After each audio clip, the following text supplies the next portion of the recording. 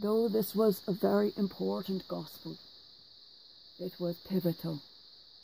From this day forward, they planned to kill him. I am going to spend the lesson today to talk about different definitions we find in our gospel, because going forward, if you don't know the names and the meanings of these groups, you lose some meaning within the gospel. And for many years, you've been hearing these names and these groups, and I know personally you lose something of the definition and of the value of the gospel from it. In our gospels, there are many names and words that are used repeatedly in every gospel, but you have never been defined.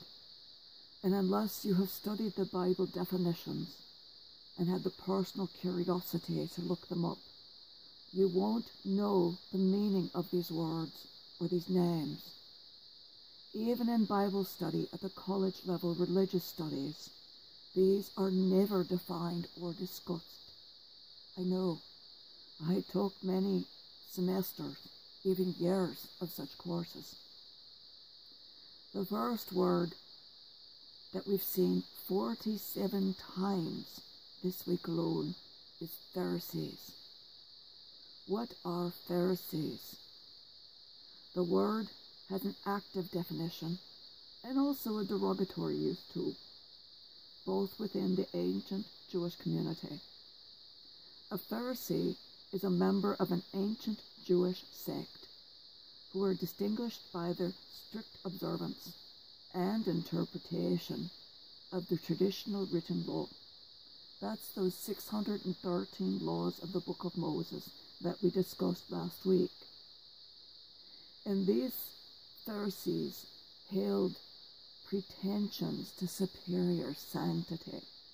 They believed that they were the Jews of all Jews. They were better than anybody else at being Jewish. There's also a derogatory of the use of this Pharisee word, and that is even in use today, and that is a hypocrite. If a Jew calls another Jew a Pharisee, that is calling them a hypocrite as a Jew. Being a self-righteous Jew is a Pharisee. You are such a Pharisee, meaning they pretend to do the observant act. The Sanhedrin, which we heard today, but we will hear every day now, going to the Passion of our Lord, is a council of rabbis from all around the area.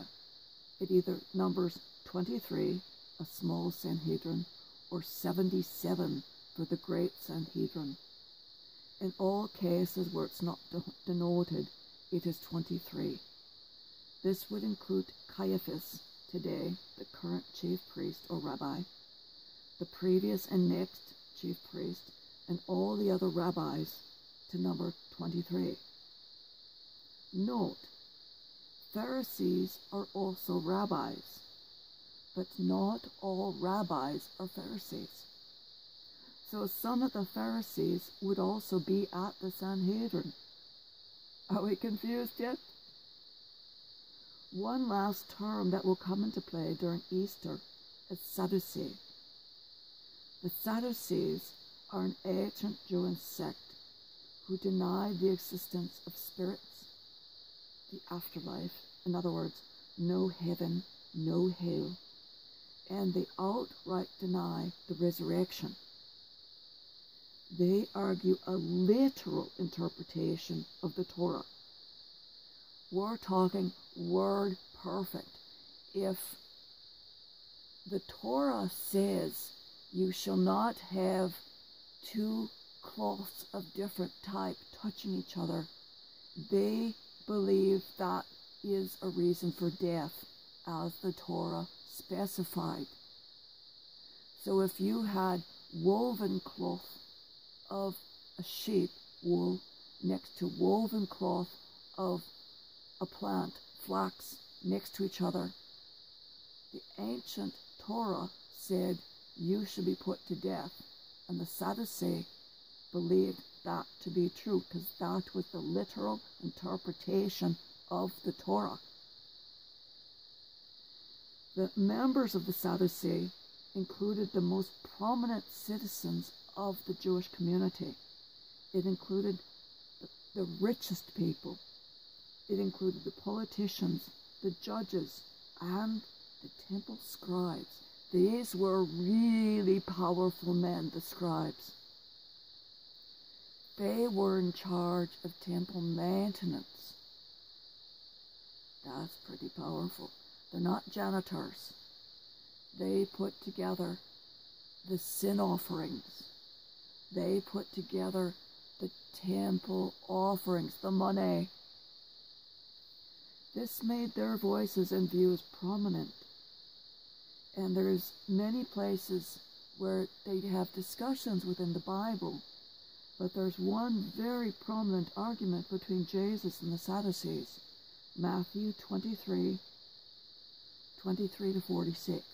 I encourage you to read this. Now we are ready to go into week 6 of Lent, which leads right into Palm Sunday, Holy Week, and so we can be witness to our Lord's Passion.